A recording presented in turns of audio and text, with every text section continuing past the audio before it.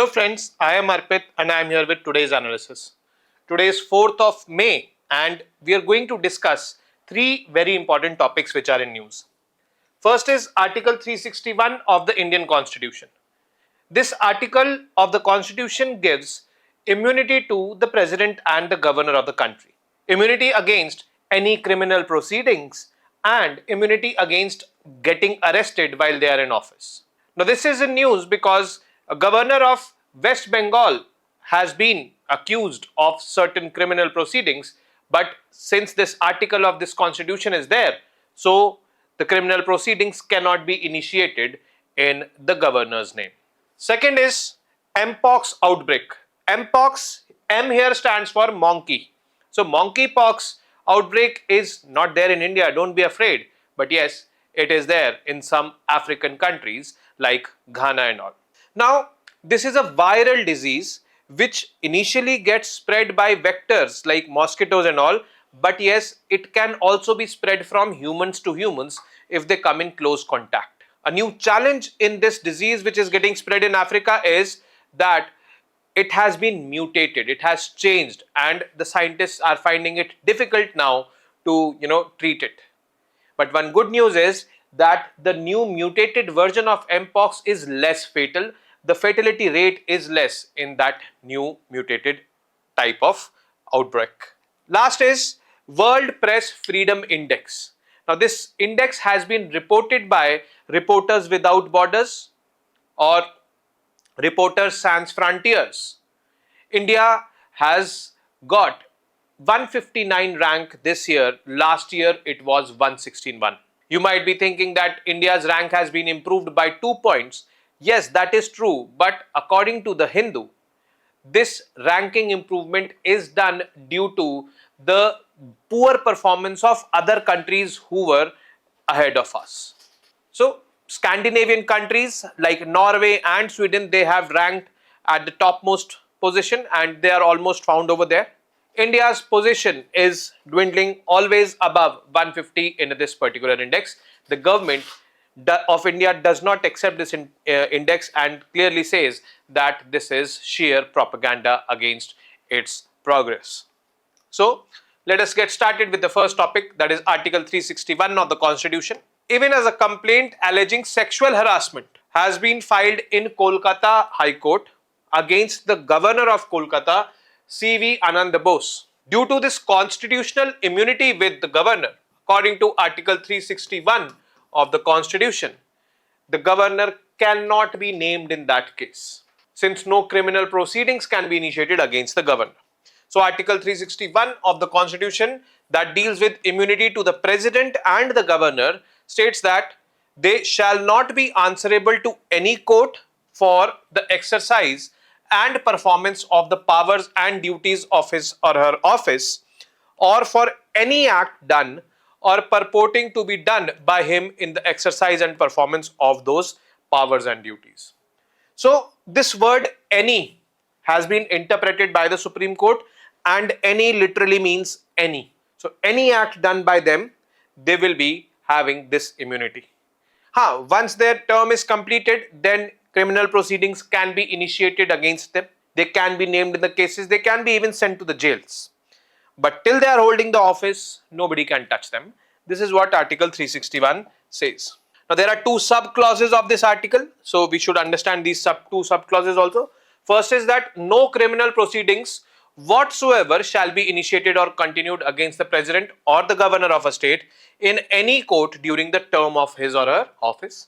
Second sub-clause is no process for the arrest or imprisonment of the president or the governor of a state shall issue from any court during his term of office.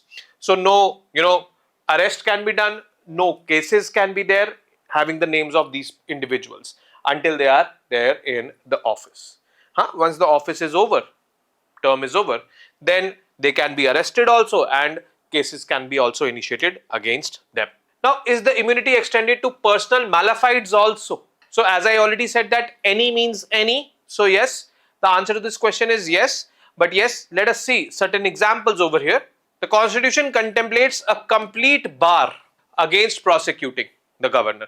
He cannot be named in any case as an accused. Now, there was a landmark ruling in 2006, Rameshwar Prasad versus Union of India case, which outlined the immunity enjoyed by the governor even on allegations of a personal malafide. So, against personal malafides, like this particular case is against a personal malafide, that is sexual harassment. So, governor cannot be named in that case.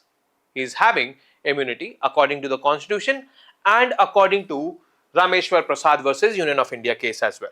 Precedents means various cases before this case or before this incident which have been there on the scenario.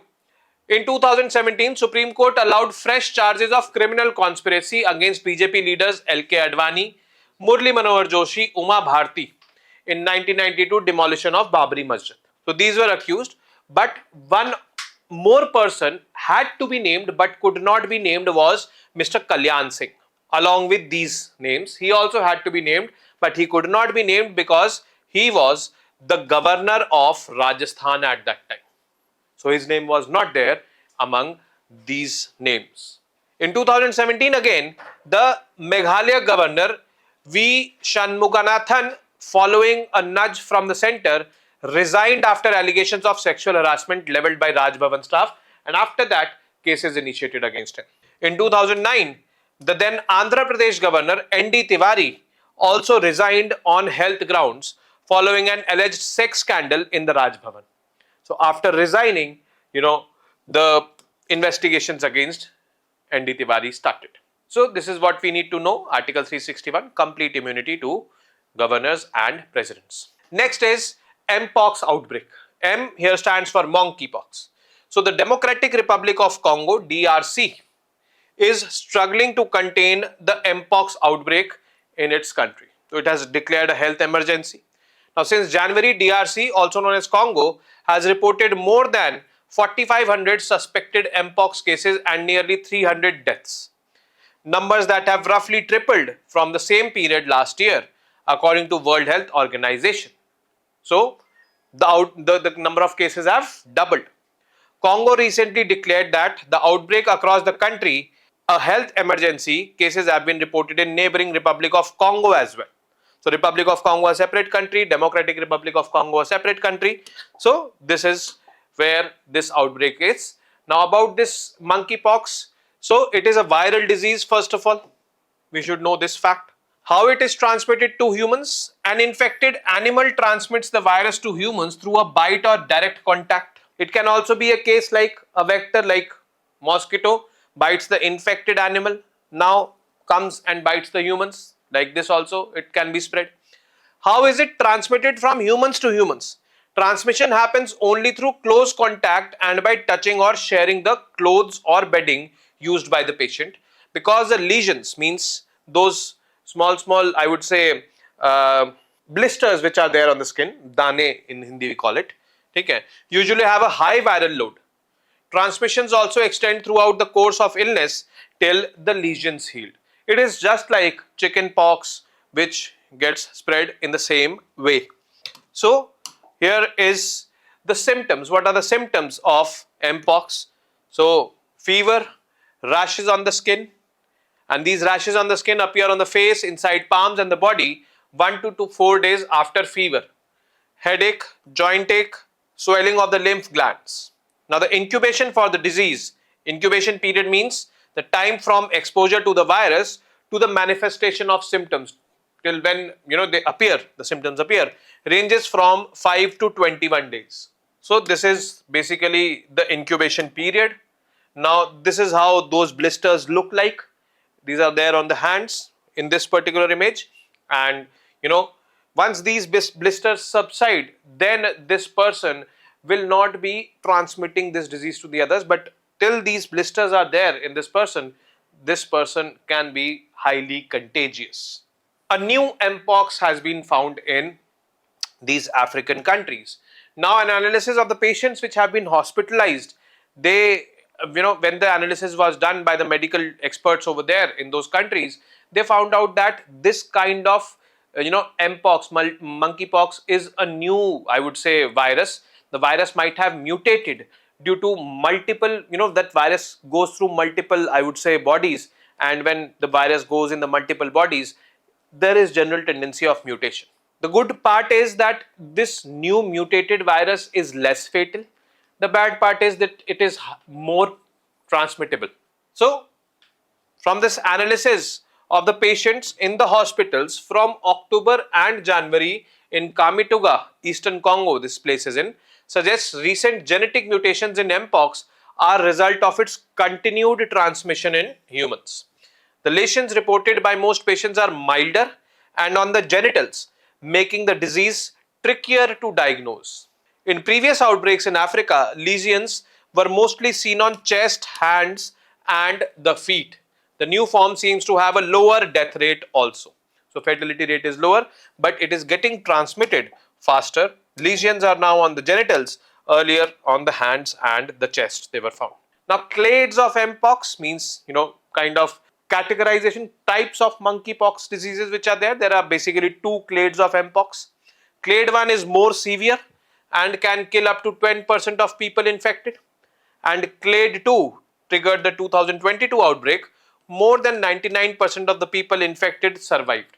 Now this happened in India also. In Kerala, this monkeypox cases came, and obviously all got scared because a new virus, just what we were dealing with this COVID virus. Now Dr. Mbala Kingbrainy and colleagues said that they have identified a new form of clade 1. As we say that this has mutated. So new type of clade 1 whose fatality rate was higher, 10%. Now in this new form of clade 1, the fatality rate has reduced. So that which has been found in Congo, Democratic Republic of Congo, it is type of clade 1, but new types of clade 1 because it has been mutated. Now next and the last piece of news is the World Press Freedom Index. Now yesterday was the World Press Freedom Day, and on that day this World Press Freedom Index was released. Now India's rank improved from 161 to 159. 161 in 2023, now it is 159 in 2024. Overall, not such a good ranking. Can we be happy a bit? We have increased at least, or we have moved 2 steps up from 161 to 159. Well, according to the Hindu, you should not be happy because this improvement was because other countries has slipped in their rankings. Other countries which were ahead of us, they have slipped down. Automatically we have moved up. The government has in the past dismissed international rankings of freedoms in India as propaganda, and India's performance is worse than Pakistan on this index. Now this is something which is, an eye opener. About this index, so first of all, who releases this? It is released by Reporters Without Borders, Reporters Sans Frontiers, also it is called as RSF. It is a non-profit organization headquartered in Paris, France. Now what does this index highlight? Index highlights degree of freedom that journalists, news organizations and netizens have in each country and government's efforts to respect such freedom. Even netizens means those citizens who are using internet to express themselves, like Twitter, social media, we all have. So how the government is, respecting our space, respecting our freedom, this is about that. And obviously the media houses also. Now how is the ranking done? Rankings are based on score ranging from 0 to 100, with 100 being the best possible score and which is reflecting the highest possible levels of press freedom, and 0 is the worst. The parameters for evaluation, 5 parameters are there. First is political context. Second is legal framework to protect the freedom of, I would say, these people, and freedom of press. So in India we have, as freedom of press, which is part of freedom of speech and expression. Economic context, how economically they are subdued or not. Socio-cultural context and safety of the reporters. So these are the 5 indicators on which numbers are given, and rankings thereby are decided by those numbers. Now the 2024 report highlights. What does this particular report highlight? Norway and Denmark topped the list. Norway and Denmark. These are Scandinavian countries. And Eritrea, country in Eastern Africa, was at the bottom, with Syria just ahead of it, West Asia. Press freedom around the world is being threatened by the very people who should be its guarantors. Who should be the guarantors of press freedom? The political authorities. But press freedom is being threatened by them only. This is what the report says. And press freedom fell by an average 7.6 points globally. So globally means of all the countries which were taken into account. The last year's score and this year's score was 7.6 points below last year's score, which clearly indicates that the world level, at the global average level, the press freedom fell down. India's media has fallen into an unofficial state of emergency. This is something which is concerning. Since 2014, the RSF country file on India said, and since 2014, the BJP government is in power. And this RSF says that there are big families dominating the media now. And I've also referred to the word Godi media in its report. So this term is getting more and more popular, I would say. About Reporters Without Borders, we should also know about this non-profit organization or NGO which releases this. It is an international NGO whose self-proclaimed aim is to defend and promote media freedom. Headquarters, Paris, France. It has consultative status with the United Nations. And RSF defines freedom as the ability of journalists and individuals and collectives to select, produce and disseminate news in the public interest, independent of political, economic, legal and social interference, and in the absence of threats to their psychical or physical or mental safety. So all these are, I would say, 5 parameters which are here: economic, political, legal, social, safety and all. So it is there in the definition of freedom which is defined by RSF. The topics are over. Now we come to the MCQs. Today's MCQs are relatively easy, I hope, because the topics were very straightforward. Article 361 of the Indian Constitution gives immunity to the President, Governor, only one, only two, both one and two, neither one nor two. Which of the following are the powers given to governors under Article 361? No criminal proceedings can be initiated against them in any court of law. No arrest can be done. So among these, which one is right? Third, which of the following are symptoms of MPOX? Fever, rashes on the skin, palms and the body, headaches. So carefully answer this question. Fourth, consider the following statements and mark the correct one. First is MPOX cannot be transmitted from humans to humans. MPOX is transmitted by vectors like mosquitoes. So which among is correct?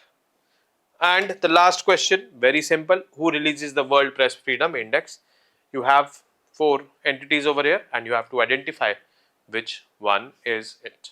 Now with this, we come to an end of today's session. I will be meeting you tomorrow now with more such informative news pieces. Till then, you guys very well know what to do. Keep studying, keep reading, keep writing, and most importantly, keep revising. Namaste, Jai Hind.